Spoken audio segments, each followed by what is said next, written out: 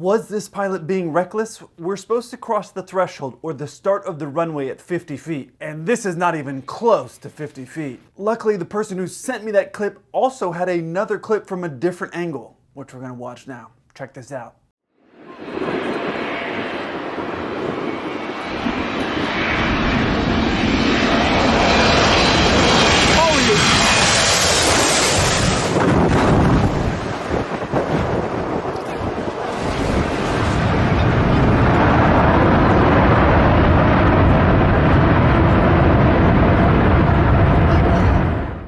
This isn't Maho Beach, which a lot of you are familiar with, of having really low approaches and the runway being very close to the beach there. It's a really common place for plane spotters. This is actually in Greece. I'm going to freeze frame it here, and obviously it's not the best quality of footage, but you can see the smoke coming up from the tires right here as they touch the runway. And it looks like they're right at the start of the threshold. Notice these white markings here? My guess is that those white markings are these right here. These white lines are the very earliest part of the runway you're allowed to touch down in. This area here can be used for takeoff, but not for landing. I guess it probably has been used for landing, but technically you're not supposed to end up landing there. Now, I was really excited to see the approach plate for this airport, this runway, because I thought, oh man, I kind of wonder what kind of notes. A lot of times when there's a special runway, there's notes saying, hey, this is what you need to do or plan for this.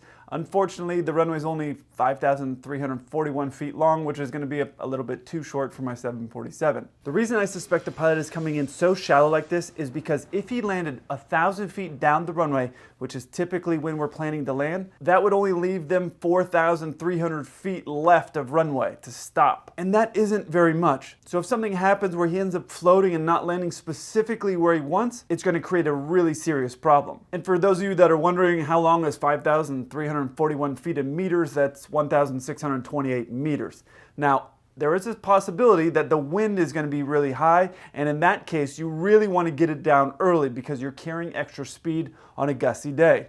So I researched and I found this clip here, which shows the wind speed. From 320 degrees, 5 knots, runway 01, clear to land.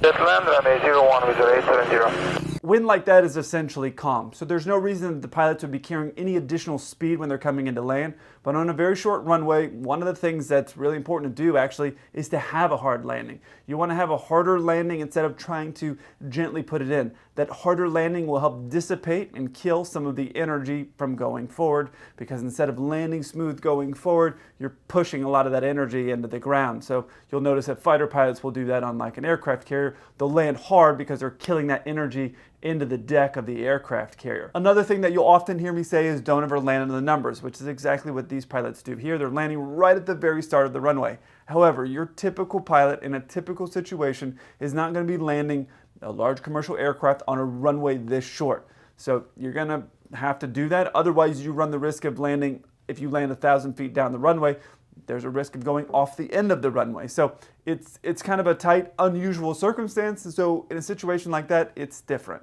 However, on like a small general aviation aircraft, those pilots that are landing at the start of the runway when there's 7,000 feet of runway or even 5,000 feet of runway, that's plenty of distance to land 1,000 feet down the runway and stop. So it's just different situations. Obviously in this situation, you're going to want to have a hard landing, a firm landing, I guess I should say.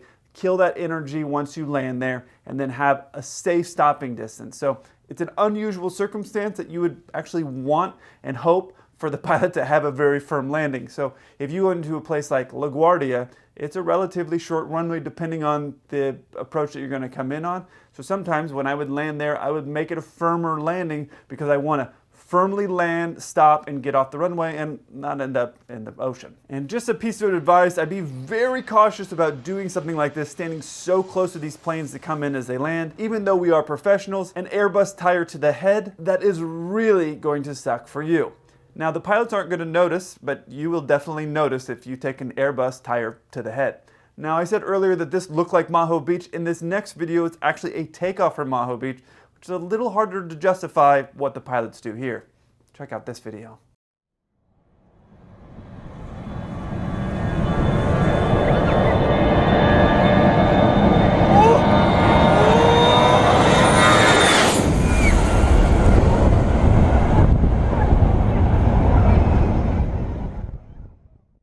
Before we talk about this video, I think it's very important to address what was making me smile during this video. It's either the cameraman or what I think it is. It's a guy with his girlfriend behind the cameraman. Listen to how excited he is as this plane starts to take off, and I think you can hear his girlfriend screaming too. I don't know if that's him squeezing her or she also loves airplanes. Either one. Listen to them in the background here.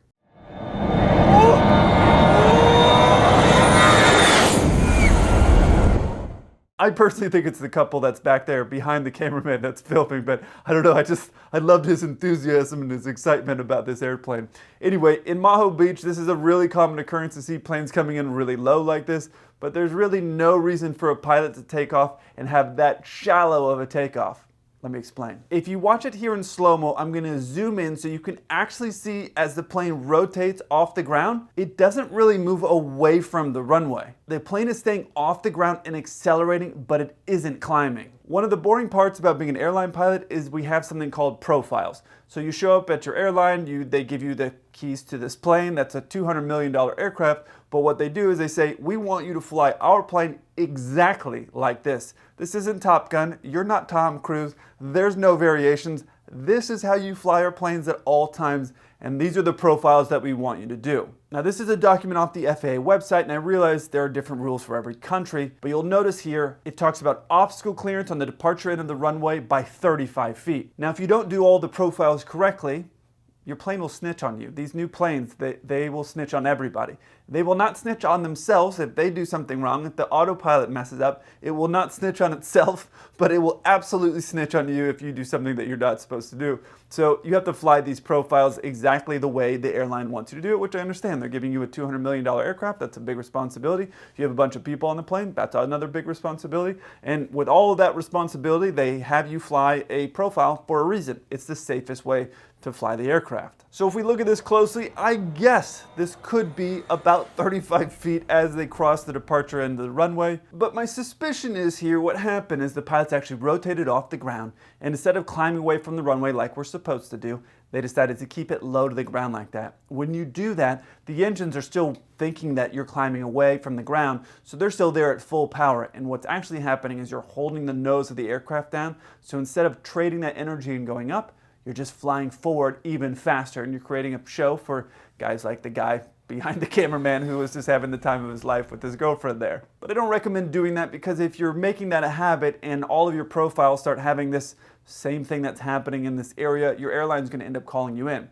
Because the airlines and the manufacturers of these aircraft have an exact parameter of everything that needs to happen for, let's say, an engine failure, that your plane is able to make a certain climb gradient with only one engine working. So there's a lot of different stuff that gets put into this and gets calculated that's really above our knowledge, above as pilots. We get told, hey, this is why we want you to do this, and this is the way we want you to fly, at this rate, at this speed we want you to take off, at this speed we want you to land. They give you these big set of parameters that they want you to do everything in.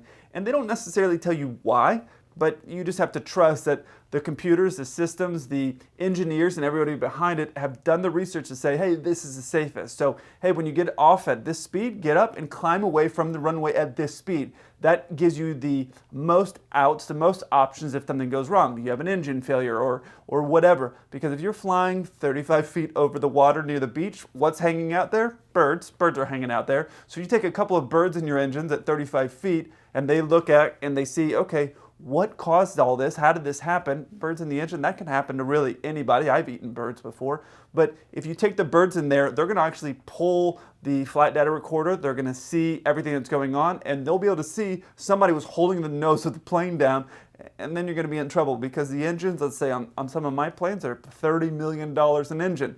That's a lot of money for you to have a show for some guys on the beach. The other thing you're going to notice here is as they're flying a long way over the water, they still haven't put the gear up, which indicates to me they're doing something outside of the normal, because you normally, as soon as you would rotate, you would get the gear up once you see a positive rate away from the runway. Once you break the rhythm of that, then you start making mistakes and forgetting to do things, because now you're making transmissions to air traffic control or doing something else. Whereas normally, as soon as you get off the ground, you start to see a positive rate away from the runway, you throw that gear up. Now, you want to talk about a dangerous takeoff? This next video is way more dangerous.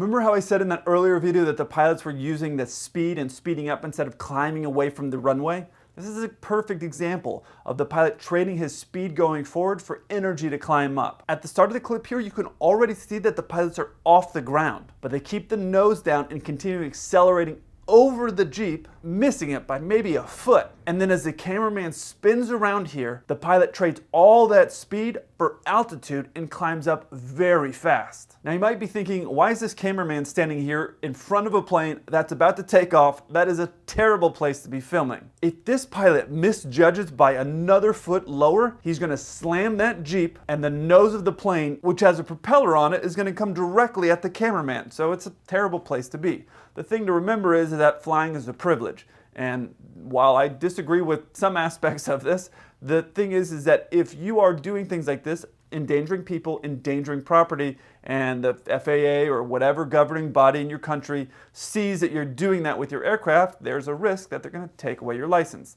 Now, I don't really necessarily agree with that in this situation. If you want to do something stupid with your plane and your Jeep and you got a friend dumb enough to stand in front of you taking off, okay, well then this guy came up with a term called natural selection. So of all three of these videos, this is actually probably the most dangerous for the pilot and for the guy that's sitting on the ground that's filming. Now, of course, on the other ones, on the beach, let's say on Maho Beach when that plane was taking off or the plane was landing, if someone had jumped up and tried to touch one of those tires or do something like that, well, just remember that the mass and the acceleration of that aircraft, that's a lot of heavy mass that's moving along. So don't ever try to do that because, again, natural selection. But to me, this is a lot of risk to do just for a 5-second clip to put on the internet. If you enjoyed this video, check out one of these two over here. I look forward to hearing from you. Until then, keep the blue side up.